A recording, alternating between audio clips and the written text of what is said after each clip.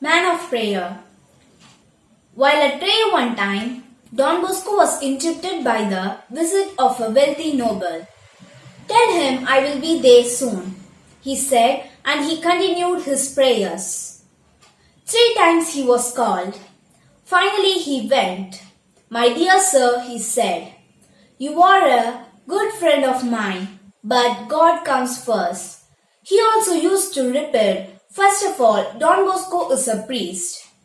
With such a marvelous sense of value, he was able to temper his activities with deep, ceaseless and fervent pity. In fact, the energy of his work came from this carefully tended fire of prayer in his soul. And God rewarded him in a wonderful way.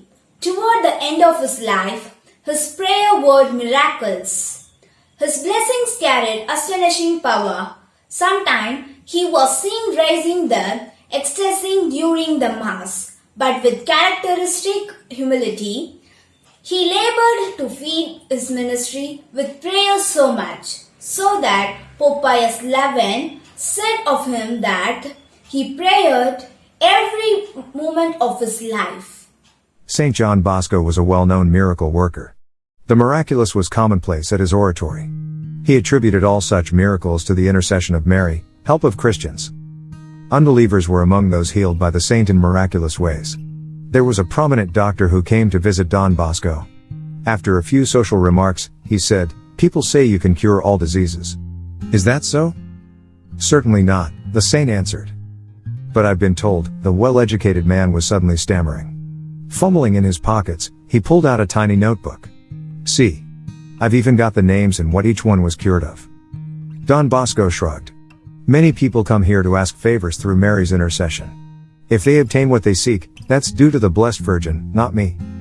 "Well, let her cure me," the doctor said agitatedly, tapping the notebook on his well-clad knee, "and I'll believe in these miracles too."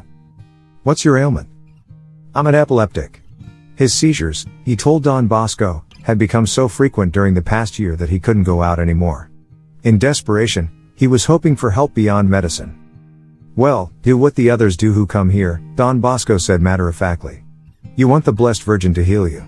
So kneel, pray with me, and prepare to purify and strengthen your soul through confession and Holy Communion." The physician grimaced. "Suggest something else." "I can't do any of that." "Why not?" "It would be dishonest.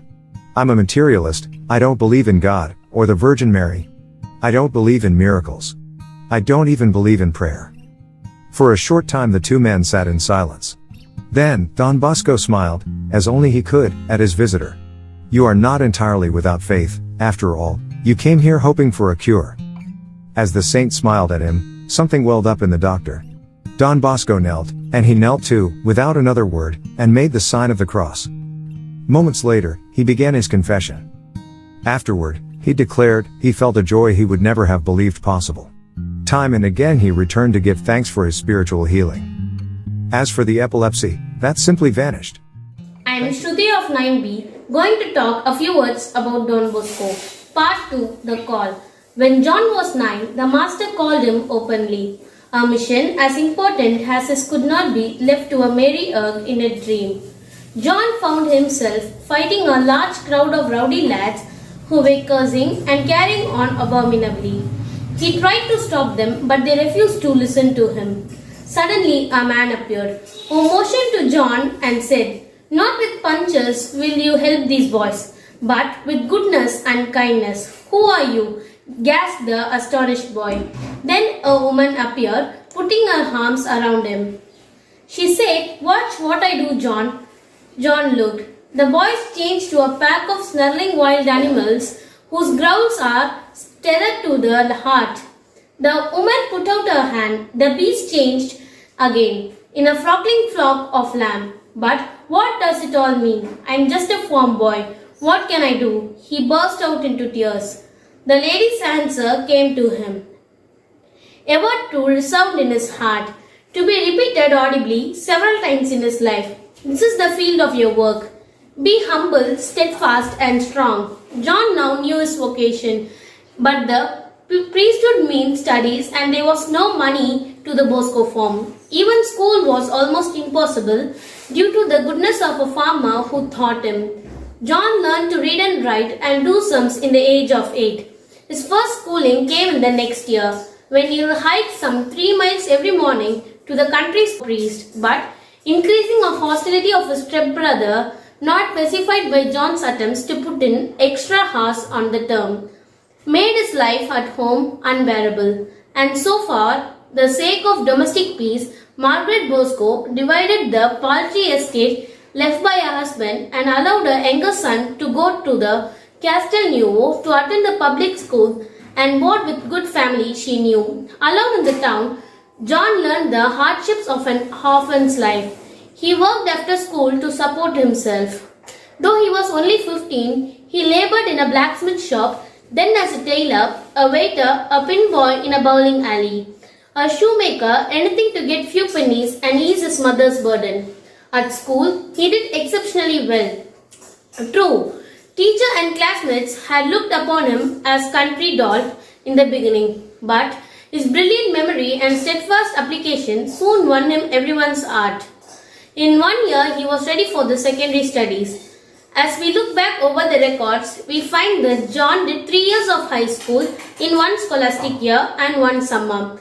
How he ever succeeded in is quite unimaginable, unless we take into account his exceptional memory and innovative study habits. Throughout his schoolwork, John did not lose sight of vocation, which was now more than ever an actual convention.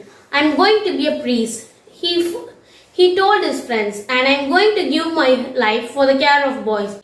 By 1835, when John was 20, he was at the seminary, taking with him an enviable record for his excellence in studies, a reputation of solid piety, and the friendship of countless people in many walks of life. Prominent among them was a young priest, Father Cafasso, now Saint Joseph Cafasso, John's confessor, who best understood from him and helped him to interpret God's plan. Thank you.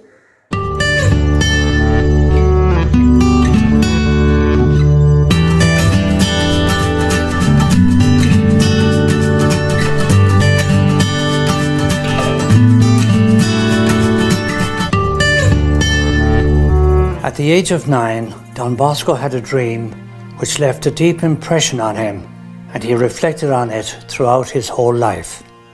In the dream, he saw himself in a large playground near his home. Children were playing, some enjoying themselves and others blaspheming. This upset him, and he tried to stop them physically and verbally. A man appeared in the dream and called Don Bosco by name.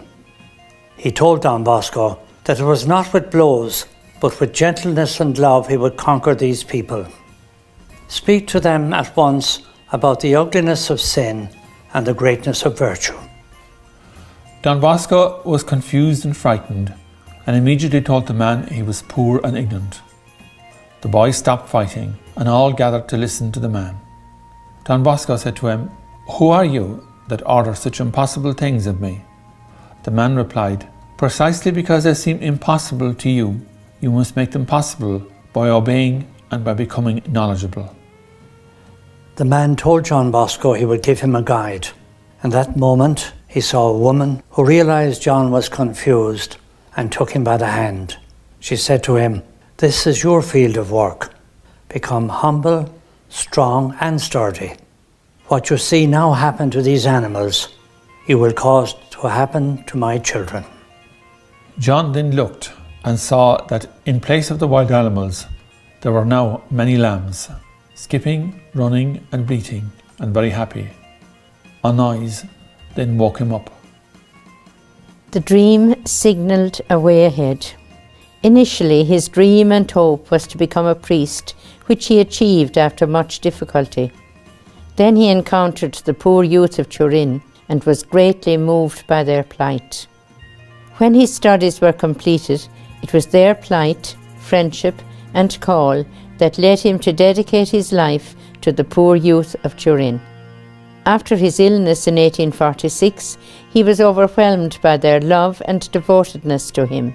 and he rededicated his life to their cause. It was the poor and abandoned youth of Turin who revealed to Don Bosco the way God wished him to live his life. His understanding of the dream he had at 9 years of age was becoming clearer. Good morning, one and all. The orphanage. New fields of endeavor for his boys opened themselves to the saintly priest. Homeless children, many of whom found an undecided home in its quiet presence, overran Turin. They had to be saved before they fell. Again the little boy started the project. One stormy night in 1850, as Don Bosco and his mother were still awake and working, a timid knock came at their door. There he stood, tiny, dripping wet, scared, stout, blinking in the light. "Please," he whined. "I am hungry. Can I come in?" he asked. As he devoured a bowl of steaming soup, he told his story. His mother had just died. The farm was taken over by the creditors. He was alone in the world. "He'll stay with us," Don Bosco stated. "But where will he sleep?" Mama Margaret asked. "If necessary, we'll sling a basket from the ceiling for a bed." The priest laughed. The boy laughed too. He was Don Bosco's first orphan.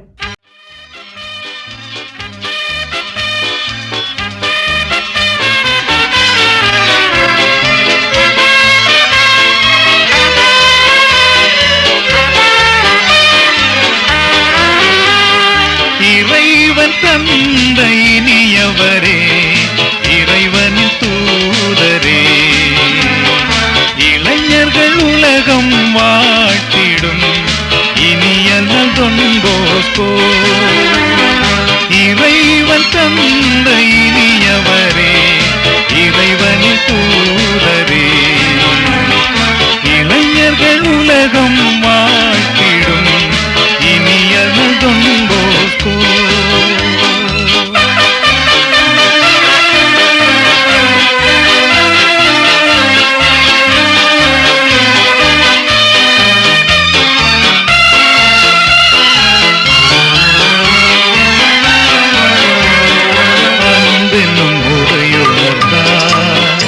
அதை அனைத்திலும் கடைபிடித்தார். அன்பெனும் முறையுணர்ந்தார், அதை அனைத்திலும் கடைபிடித்தார்.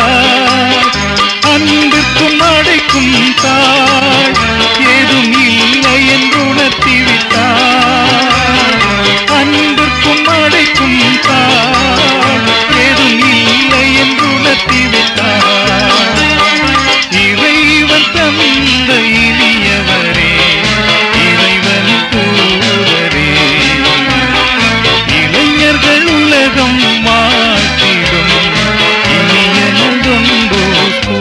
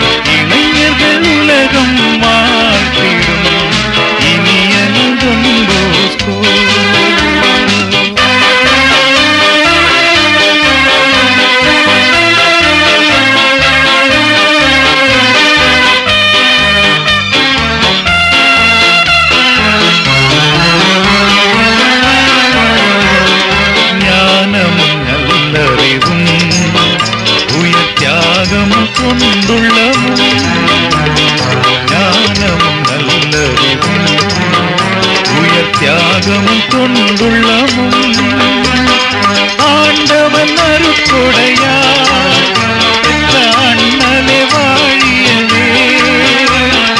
ஆண்டவன் அருட்கொடை